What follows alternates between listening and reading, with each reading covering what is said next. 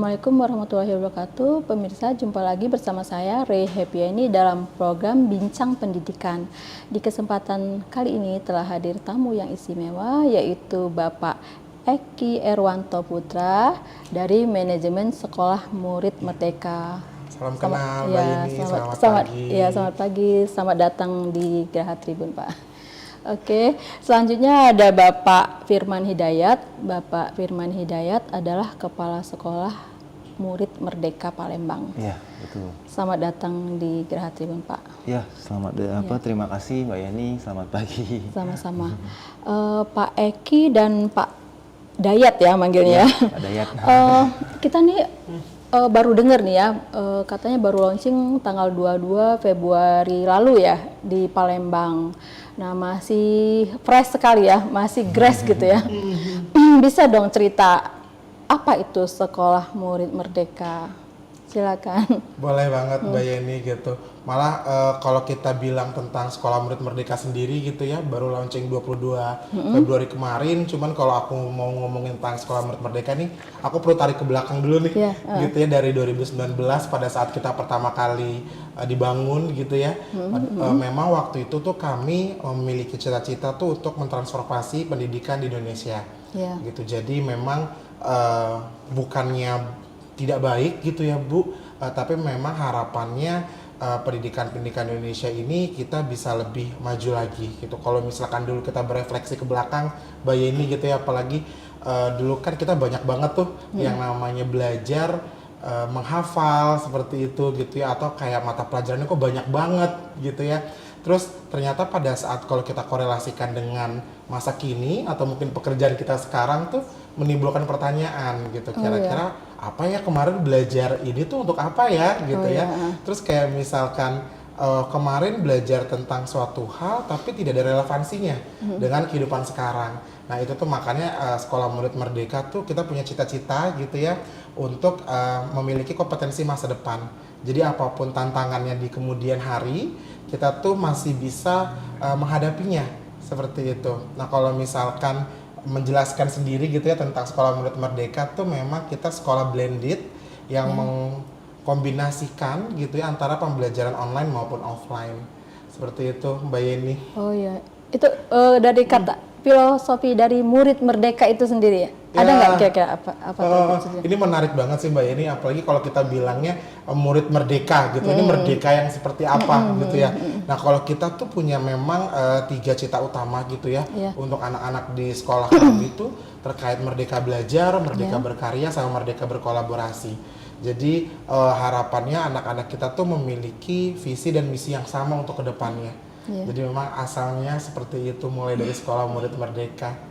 Jadi bukan, kalau kita bilang bukan merdeka itu bukan merdeka yang merdeka nggak belajar gitu ya, atau mungkin belajar seenaknya gitu ya Pak Dayat ya. Jadi bukan merdeka yang seperti itu. Nah kita udah mulai masuk nih, jadi kan ada banyak sekali nih sekolah ya. Pastinya anak-anak bisa memilih sekolah mana yang mau mereka nanti belajar di, artinya mereka pilih sekolah ini. Banyak sekali pilihan. Nah, menurut Pak Eki, apa yang perlu diperhatikan dan jadi pertimbangan dari anak-anak untuk memilih sekolah? Terkait pertimbangan memilih sekolah sendiri gitu Mbak Yeni ya, sebenarnya pasti orang tua gitu ya ataupun anak sendiri itu kadang mungkin punya preferensi yang memang sudah dipikirkan gitu ya sama mereka, karena banyak banget nih Bu yang harus dipikirkan memang. Tapi kalau misalkan menurutku tuh memang pertama orang tua tuh harus tahu keinginan anaknya.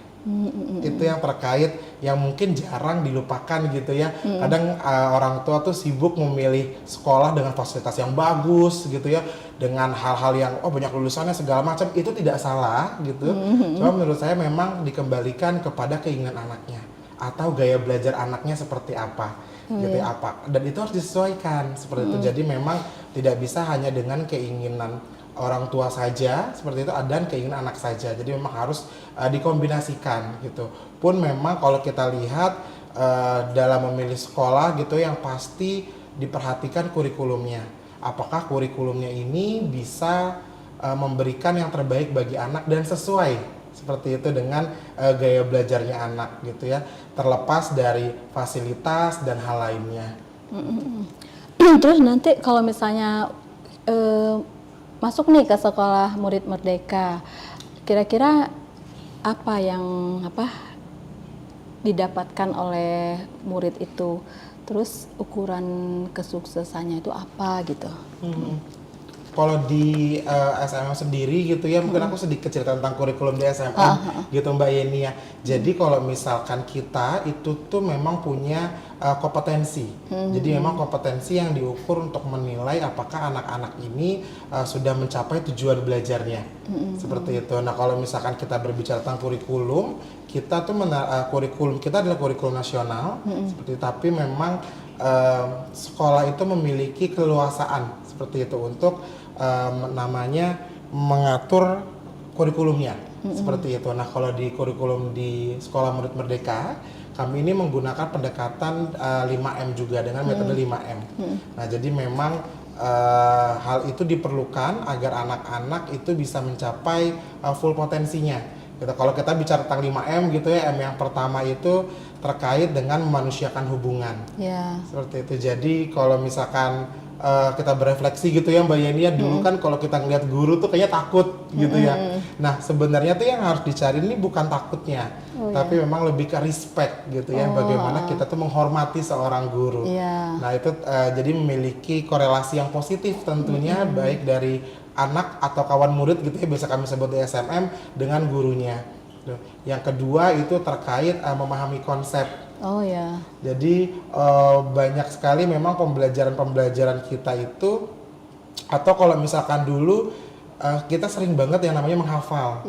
Bukannya menghafal itu buruk gitu ya Mbak Yeni ya gitu ya, cuman memang ada beberapa, kalau kita hanya menghafal itu tuh kadang suka lupa gitu ya, atau kayak misalkan ternyata kita tidak tahu itu gunanya tuh untuk apa. Nah, ini yang kita memahami konsep itu terkait bagaimana anak-anak di Sekolah Murid Merdeka itu memiliki gambaran secara utuh. Kalau misalkan kita belajar tentang matematika, dulu kita udah tahu ya panjang cara mengukur luas atau volume, panjang kali tinggi kali lebar gitu ya. Tapi kita nggak ngerti nih sebenarnya konsepnya itu untuk apa. Kalau kita bicara tentang matematika, oh panjang dikali lebar gitu ya, kita pengen taruh luas, oh berarti luas pintu, penerapannya yang lebih ke arah sana. Seperti itu. Nah, kemudian yang ketiga itu juga terkait dengan memilih tantangan. Nah, kalau misalkan dulu kita pasti sangat familiar gitu juga ya Pak Dayat ya, dengan anak-anak tuh yang misalkan sering lari-lari di kelas gitu ya, atau misalkan dia sering gangguin temennya. Nah, sebenarnya kalau misalnya kita tarik, mungkin anak ini bosan di kelas gitu ya. Jadi karena pembelajarannya seragam, jadi semua anak harus belajar tentang A, semua anak belajar tentang B, padahal kita harus tahu bahwa sebenarnya kemampuan anak itu berbeda-beda gitu. Nah, ini yang di memilih tantangan itu konteksnya kalau misalkan di kelas misalkan ada dalam satu pembelajaran, anak ini sudah mahir. Nah, pasti akan kita kasih challenge yang lebih tuh, gitu ya. Kita kasih tantangan yang lebih agar dia tuh bisa fokus lagi, agar dia tuh tidak bingung dan tidak bosan seperti itu.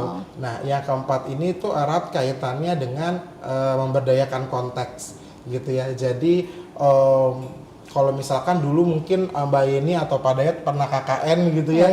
Nah, jadi kayak dulu kita diminta untuk menyelesaikan suatu permasalahan gitu ya, misalkan di desa atau di mana. Nah, cuman kalau di Sekolah Murid Merdeka kan kita dari PAUD sampai SMA ya Bu.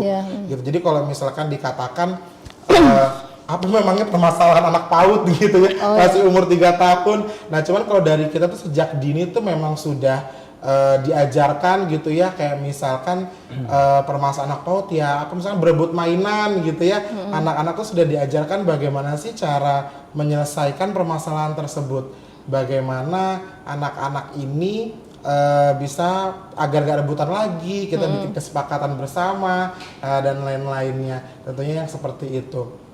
Nah, terkait yang terakhir gitu ya, tapi bukan paling akhir juga, terkait 5M itu ada membangun keberlanjutan. Jadi korelasinya itu kalau dulu kita belajar bahasa Indonesia, matematika, tapi kita nggak tahu nih sebenarnya keterkaitan antara pembelajaran satu dengan pembelajaran lainnya itu apa? Gitu. Jadi kalau misalkan kita hari ini pagi belajar apa, siang belajar apa, atau di jenjang 1 SD ini belajar apa, kelas 2 belajar apa, tapi kita nggak tahu sebenarnya apa sih yang kita pelajarin, hubungannya tuh apa sih. Nah, itu yang akhirnya menjadi 5M yang kelima di Sekolah Murid Merdeka agar saling berkelanjutan. Menarik, menarik sekali ya. Nah mungkin kita ke Pak Dayat dulu ini mungkin Boleh. ya. Cerita dulu mungkin ya sebelum lanjut lagi dengan pertanyaan yang selanjutnya. Cerita dulu tentang launching kemarin. Gimana tuh kira-kira sambutan dari warga Palembang untuk memilih? Mungkin dari antusias yang datang pada saat itu bisa kelihatan gimana nih kira-kira kemungkinannya prospek Sekolah Murid Merdeka di Palembang ini. Iya. Jadi kemarin itu memang kita pas grand launching cukup ramai Mbak ini ya. Jadi kita kemarin juga udah persiapan cukup prepare banget juga. Dan sebenarnya seperti yang tadi sempat dibilang Pak Eki juga kan, sebenarnya di Palembang itu sudah ada muridnya daring. Daring ya. Nah, makanya karena kita blended learning juga, jadi pada kesempatan tahun ini itu SMM membuka kesempatan untuk membuka TMR, tatap muka rutin namanya. Nah itulah maka sebelumnya udah ada tapi daring. Daring, betul.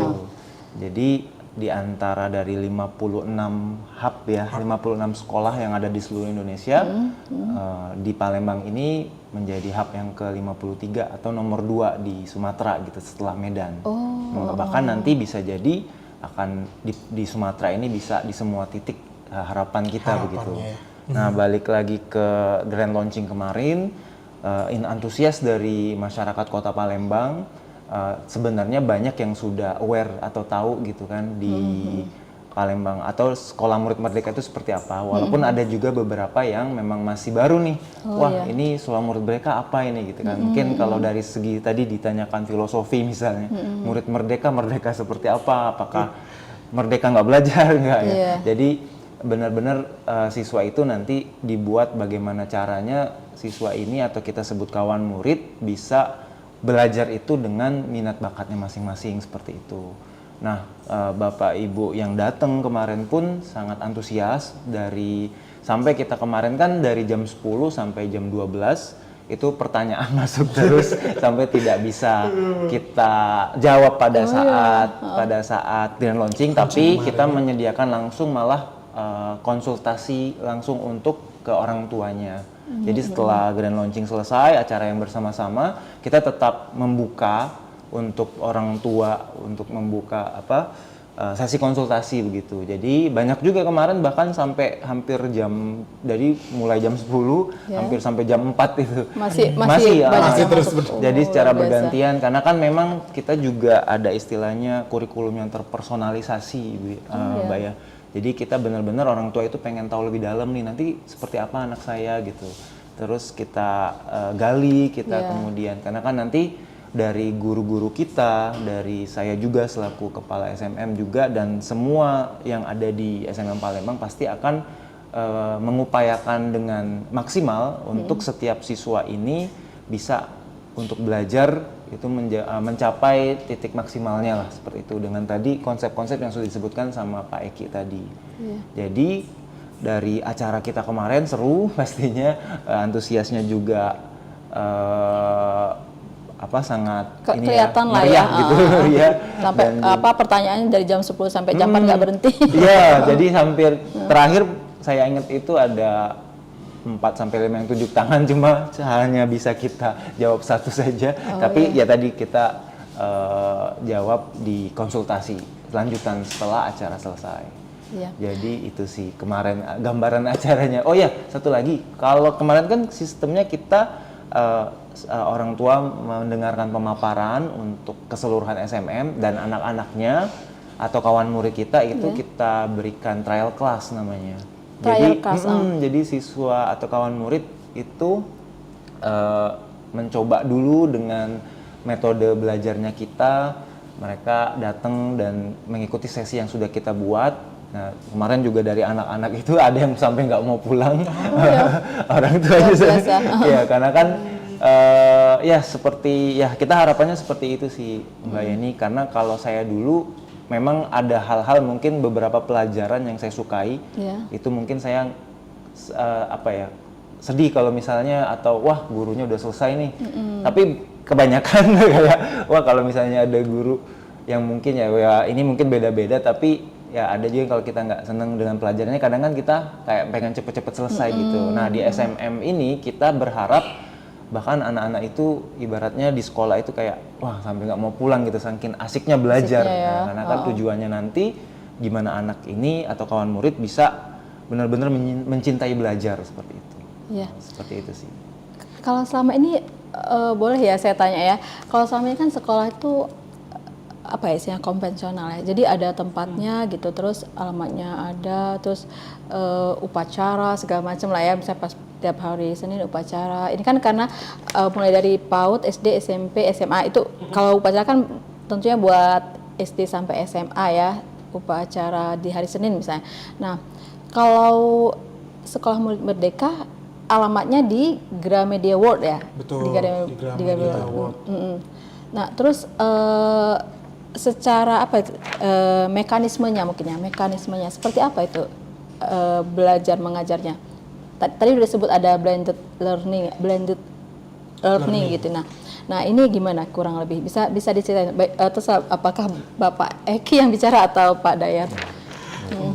Nah, jadi Mbak Yeni memang kalau pembelajaran di Sekolah Murid Merdeka gitu ya, kita ini termasuk salah satu keunggulannya juga gitu ya, kalau kita bicara tentang alat tuh kita menggunakan learning management system. Jadi memang platformnya namanya Sekolahmu. Jadi semua pembelajaran anak gitu ya, kawan murid gitu, jadwal belajar, terus terkait pembelajaran mandiri, itu akan terlihat tuh dalam learning management system ini, seperti itu. Nah, jadi pembelajarannya itu bukan pembelajaran yang kayak tadi gitu ya, kita ada upacara tiap hari Senin gitu ya, atau kalau misalkan kita kayak pramuka setiap Sabtu gitu ya. Nah, tapi memang pembelajaran kita disesuaikan dengan kontekstual yang sedang berlaku di pembelajaran di tersebut gitu. Jadi memang masuk sekali gitu ya pembelajaran-pembelajaran yang sudah ada itu disesuaikan dengan konteksnya tuh Mbak gitu. Jadi kalau misalkan kita berbicara tentang triwulan 1 misalkan atau dalam 3 bulan pertama gitu ya, pembelajaran kita terkait dengan sejarah Indonesia gitu Nah pasti upacara tuh nggak akan kita lepaskan tuh gitu ya, karena salah satu bentuk penghormatan terhadap pahlawan juga gitu. Nah cuman kalau misalkan kita pembelajarannya tentang hewani gitu ya, akan sangat tidak berhubungan gitu ya kalau misalkan kita melakukan upacara terhadap hewan gitu ya, atau mungkin dengan konteks yang berbeda gitu ya, dengan upacara dengan menggunakan hewan atau yang lainnya, seperti itu Mbak. Jadi apa ya, saya tuh masih penasaran aja sih. Apakah ini kan memang blended learning, apakah ada yang masuk kan, ada yang masuk jam belajarnya mungkin ada pengaturan khusus atau sama seperti sekolah yang lainnya? Jadi di SMM kawan murid tuh bisa memilih. Nah balik lagi nih ke yang tadi aku bilang di awal terkait memilih gaya belajar gitu ya, disesuaikan. Di Sekolah Murid Merdeka karena tadi kita blended learning, jadi sekolah kita ada juga program yang daring atau program tatap muka rutin. Nah itu yang akan dikombinasikan di dalam kelas. Tapi kalau misalkan kawan murid gitu ya, atau anak-anak pengen memilih yang daring saja, itu juga boleh. Nah kalau misalkan ingin memilih tatap muka rutin itu juga boleh gitu. Nah kalau misalkan jadwal pembelajaran di kita itu sekitar ada pilihannya juga, ada yang misalkan seminggu 3 kali atau seminggu 5 kali, ada juga yang 3 jam dan ada juga yang 5 jam. Balik lagi sesuai dengan preferensi kebutuhan belajar anak. Oh, berarti setiap siswa itu tidak sama waktu belajarnya, sesuai dengan pilihan dan minat mereka gitu kurang lebih. Betul, karena memang kita sangat mengedepankan tadi ya terkait minat dan bakat, gaya belajar anak, preferensi anak belajar seperti apa gitu ya. Bahkan sebelum anak-anak kalau sebelum masuk kelas itu biasa kami meminta orang tua tuh untuk mengisi form singkat gitu ya, sebenarnya untuk mengetahui tentang behavior anak. Jadi tesnya itu bukan kalau tes masuk kayak tinggi-tinggian IQ atau nilainya tinggi atau segala macam, itu bukan. Cuman malah kita pengen tahu behavior anak. pertanyaannya itu seputar anak ini biasanya bangun jam berapa, terus gaya belajarnya sukanya yang seperti apa gitu ya. Nah makanya kelas kita pun juga ada kelas pagi dan ada kelas siang juga gitu ya. Balik lagi karena ternyata mungkin ada teman-teman atau kawan murid nih yang morning person gitu ya. Jadi kayak pagi tuh dia sudah lebih produktif gitu pada Yat ya. Tapi ada juga yang memang kawan murid ini yang pagi tuh masih ngantuk gitu ya, mau dipaksain mau kayak gimana, mau pepatah bilang katanya rezekinya dipatok ayam gitu ya. Cuman kalau misalkan tetap pagi-pagi nggak bisa bangun tuh ya nggak bisa bangun. Nah makanya kita pengen tahu nih anak-anak nanti gaya belajarnya seperti apa, kesesuaian belajarnya seperti apa. Nah itu harapannya guru-guru di kelasnya gitu itu sudah paham. Jadi pada saat membimbingnya di kelas tuh sudah mulai terarah dan lebih terarah lagi seperti itu Mbak Yeni. Apa tadi istilahnya terpersonalisasi? Terpersonalisasi, betul. Konsep belajar yang terpersonalisasi gitu. Betul. Berarti butuh banyak apa istilah pengajar ya, guru atau gimana istilahnya? Nah, kalau kita bilang kuota di kelas gitu Mbak Yeni ya, memang kuotanya itu kalau untuk PAUD itu 1:12. Jadi kalau untuk SD itu 1:15 dan SMP SMA ini 1:20. Seperti itu. Dan kalau misalkan bilang terpersonalisasi, apakah berarti 12 anak dengan 12 guru gitu ya? Nah itu nggak juga. Karena setiap guru di kita itu pasti sudah punya bekal yang cukup gitu ya untuk mengenali potensi anak. Jadi dan setiap 3 bulan atau bahkan every week gitu ya itu juga akan kita laporkan tuh ke orang tua. Kalau misalkan yang per 3 bulan tuh biasa kita melaksanakan sesi kurikulum terpersonalisasi. Nah dari kompetensi-kompetensi yang kita punya gitu ya, guru tuh akan mengobservasi itu di kelas kira-kira kompetensi mana yang sudah tercapai atau kompetensi mana yang perlu ditingkatkan. Kita bisa sebutnya mahir, berkembang gitu ya, sangat mahir gitu. Jadi setiap gurunya nih punya pandangan sendiri ke anak-anaknya. Karena anak-anak nih tidak bisa disamaratakan Mbak Yeni gitu ya. Kalau dulu kan makanya kita seragam gitu ya, maksudnya kayak kita semua tuh di kotak-kotakan gitu ya, pembelajarannya sama. Balik lagi ternyata kebutuhan anaknya berbeda-beda. Seperti itu. Itu tadi yang terpersonalisasi tadi ya. Betul. Menarik sekali ya. Tapi secara ijazah segala macam sama ya, sama artinya dikeluarkan oleh Diknas ya. Betul. Ijazah kita tuh sudah bisa diterima kayak kalau misalkan mau mendaftar ke perguruan tinggi negeri, perguruan tinggi swasta gitu itu sudah sangat bisa digunakan. Ada akreditasi nggak? Akreditasi kita A. Itu kurang lebih sama lah dengan sekolah unggul ya yang ada di Palembang ini. Nah ini mulai launching tanggal 22, terus mulai masuk sekolah kalau daring sudah. Nah mulai masuk sekolah ke sekolah yang ada di Gramedia World kapan tuh? Tahun ajaran mendatang, tahun ajaran 2025 Juli Iya, mulai di bulan Juni dan Juli. Jadi atau Juli gitu ya. Jadi kalau misalnya kita bicara tentang murid di Palembang nih gitu ya Pak Dayat ya, bahkan sebelum sekolahnya launching gitu ya, sebenarnya kita juga udah punya murid gitu ya, karena tadi ya persebaran daring dan lain-lainnya. Cuman kalau misalkan untuk yang tatap muka rutin ini, itu kita akan start di tahun ajaran 25-26 untuk yang tatap mukanya. Tapi kalau untuk yang kindernya atau yang early years-nya, PAUD seperti itu ya Mbak Yeni, itu sudah kita mulai dari sekarang seperti itu. Iya, dipilih di Gramedia World ya. Nah, apa tuh kerjasamanya dengan Gramedia di sini ya? Nah, kenapa pilih kerjasama dengan Gramedia? Sebenarnya kalau kita bicara cita-cita Kompas Gramedia atau Gramedia aja? Satu komunitas gitu ya Mbak ya. Tapi kalau kita bicara tentang Gramedianya sendiri itu mungkin yang orang-orang tahu kan Gramedia sebagai toko buku gitu ya. Sebagai toko buku. Nah tapi memang kalau kita lihat dari visinya, kita ini memiliki hal yang sama gitu ya. Kalau misalkan Gramedia itu ingin memperbaiki kualitas pendidikan Indonesia gitu ya dengan memberikan beragam sumber literasi gitu ya.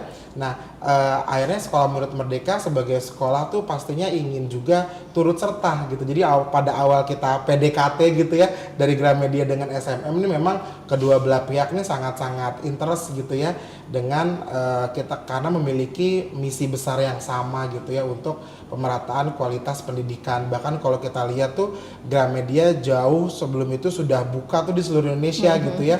Banyak cabangnya juga. Jadi punya misi yang sama untuk meratakan kualitas pendidikan Indonesia, sama halnya dengan SMM gitu ya, Sekolah Murid Merdeka yang akhirnya sekarang kita buka di Palembang seperti itu, Mbak Yeni. Ya. Mudah-mudahan ya sukses ya ke depannya ya. Amin, amin.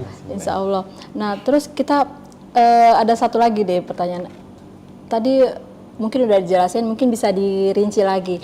Apa ukuran kesuksesan yang diharapkan ya setelah siswa belajar di Sekolah Murid Merdeka? Karena kan kalau di sekolah lain itu kan misalnya mereka tuh misalnya juara 1, juara bisa ikut olimpiade sekolah, juara juga. Nah, apakah atau gimana komentar dari Pak Eki dan Pak Dayat tentang hal itu? Apakah kalau secara awam ya kita menilai, oh berarti belajar di sana pinter tuh anak bisa juara olimpiade. Nah, kalau di Sekolah Murid Merdeka seperti apa ukuran yang bisa dilihat mungkin ya? Kurang lebih ya nanti yang diharapkan. Betul, yang diharapkan dari anak-anak Sekolah Murid Merdeka gitu ya, Mbak Yeni. Jadi memang kalau kita bicara tentang tadi prestasi gitu ya, misalnya kayak oh dia pintar gitu ya, juara 1 di kelasnya, banyak ikut perlombaan jadi atlet gitu ya, itu satu hal yang sangat didorong oleh Sekolah Murid Merdeka. Cuman itu bukan menjadi tolak ukur kalau misalkan kita bahas tentang konsep Sekolah Murid Merdeka sendiri gitu. Jadi kita tidak berbicara tentang ranking gitu ya, kita tidak berbicara tentang siapa yang paling pintar di kelas gitu ya, tapi kita berbicara tentang bagaimana anak ini tuh bisa berkarya dan tentunya bisa berkontribusi untuk lingkungan dan sekitarnya. Makanya kita tuh punya cakupan itu terkait dari Merdeka Berkarya, Merdeka Berkolaborasi, sama Merdeka Belajar. Yang nantinya itu diturunkan ke kompetensi-kompetensi yang kita miliki. Kita punya 12 dimensi kompetensi gitu ya. Nanti kalau misalkan bisa cek juga di sekolahmuridmerdeka.id kalau misalkan ingin tahu terkait tentang kira-kira kompetensi apa yang bisa disasar sama Sekolah Murid Merdeka. Tapi 3 hal utama yang tadi, Merdeka Belajar, Merdeka Berkarya, Merdeka Berkolaborasi. Apa tadi dengan 12 dimensi kompetensi? Oh, nggak bisa dijelasin di sini apa secara singkat aja? Secara singkatnya, kalau beberapa dimensi kompetensi kita tuh seperti mandiri gitu ya, reflektif, sehat, dan lain-lain. Itu jadi memang itu yang kita sasar. Jadi nanti pada saat kalau misalkan orang tua bagi rapot gitu ya, tapi sebenarnya bukan bagi rapot yang kita sebut gitu ya. Ini tuh terkait dari sesi kurikulum personalisasi tadi gitu. Misalkan salah satu kawan murid kita sebut kawan murid A gitu ya. Pada saat kita bertemu dengan orang tua itu kita memberikan beberapa kompetensi yang memang Bu, misalkan anak-anak ini sudah memenuhi kompetensi bertanggung jawab gitu ya, karena Ananda ini sudah bisa meletakkan sepatunya sendiri gitu ya, di rak sepatu gitu ya, tapi sepertinya masih kurang nih dalam bekerja samanya, karena pada saat di kelas masih sulit gitu ya berinteraksi dengan teman-teman dan lainnya. Nah, itu nanti yang akan laporan belajarnya akan seperti itu. Menarik sekali ya. Pak Eki dan Pak Dayat, kayaknya ada lagi yang mau disampaikan terkait dengan Sekolah Murid Merdeka ini? Ada dari Pak Dayat? Iya, mungkin dari kita yang memang Sekolah Murid Merdeka, jadi Sekolah Murid Merdeka ini memang baru launching hadir di Kota Palembang. Jadi kalau dari saya itu berharap kalau misalnya Bapak Ibu, orang tua, dan juga seluruh anak-anak yang ingin lebih tahu lebih dalam gitu kan terkait Sekolah Murid Merdeka, kami membuka pintu sebesar-besarnya untuk mengunjungi kita di Gramedia World di lantai 2. Nanti di situ juga orang tua, kemudian siswa bisa atau kawan murid bisa sangat dengan luas sekali bebas untuk explore gitu, mengetahui dulu bagaimana nanti belajarnya, bahkan bisa konsultasi juga, personalisasi untuk pembelajarannya seperti apa, itu nanti bisa sekali untuk mengunjungi di Sekolah Murid Merdeka. Dan saya juga harapannya itu kehadiran Sekolah Murid Merdeka ini bisa menjadi salah satu bukti nyata kalau Sekolah Murid Merdeka memang tujuannya juga ikut serta dalam pemerataan pendidikan agar semua siswa itu mendapatkan pendidikan yang sama kualitasnya gitu. Jadi kita turut serta di situ dan juga nanti bisa banyak berkolaborasi juga seperti itu. Itu sih kalau dari saya. Iya. Mungkin ini termasuk dari itu ya apa? Pertanyaan yang udah dari saya sih sebenarnya. Tadi itu apa saja tantangan? Enggak, ini saya satu yang belum saya tanyakan. Apa saja tantangan dalam usaha meningkatkan pemahaman kontekstual dan bagaimana kolaborasi antara Sekolah Murid Merdeka dapat memberikan solusi nyata bagi tantangan tersebut. Nah, mungkin Pak Eki yang bisa jawab ya. Boleh, Mbak Yeni. Nah, ini erat kaitannya gitu ya dengan guru-guru di Sekolah Murid Merdeka juga gitu. Jadi kalau misalkan ditanya bagaimana sih penerapannya gitu ya, bagaimana tadi dengan visi misi Sekolah Murid Merdeka yang besar, bagaimana cara mendeliverinya ke murid gitu ya, bagaimana agar pesan-pesan kita ini juga tersampaikan gitu ya ke kawan murid dan tentunya orang tua juga. Tentu yang utama kita minta bantuan juga dengan orang tua, murid dan tentunya guru-guru di SMM. Nah ini menarik Mbak Yeni, kalau misalkan guru-guru di SMM itu pastinya kita memiliki kompetensi yang sudah mumpuni, gitu. Jadi memang banyaknya jadi sarjana pendidikan juga, tapi tidak menutup kemungkinan di luar itu.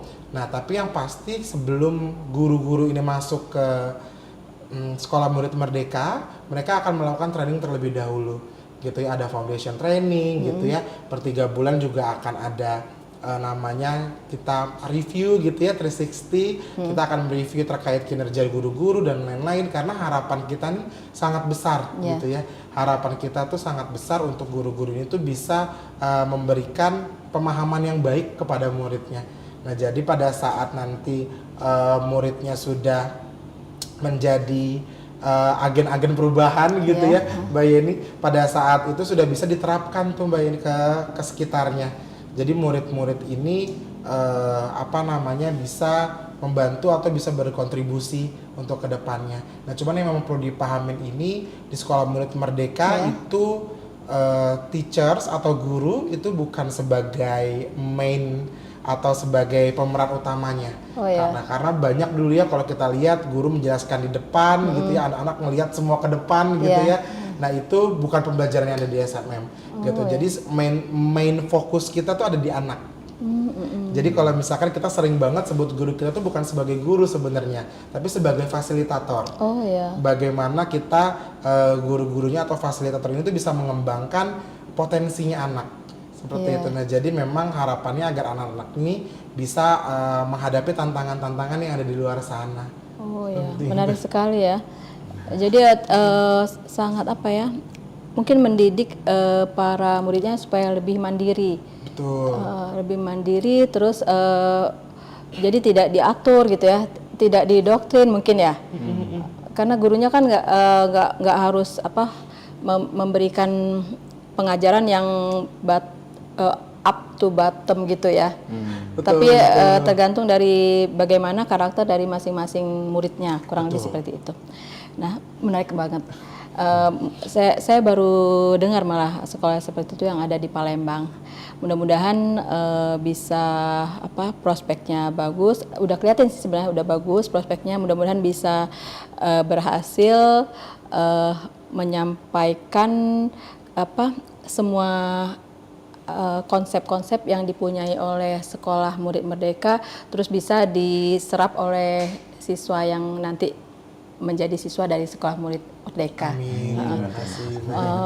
Kita udah lebih dari 30 menit ternyata, tidak terasa ya.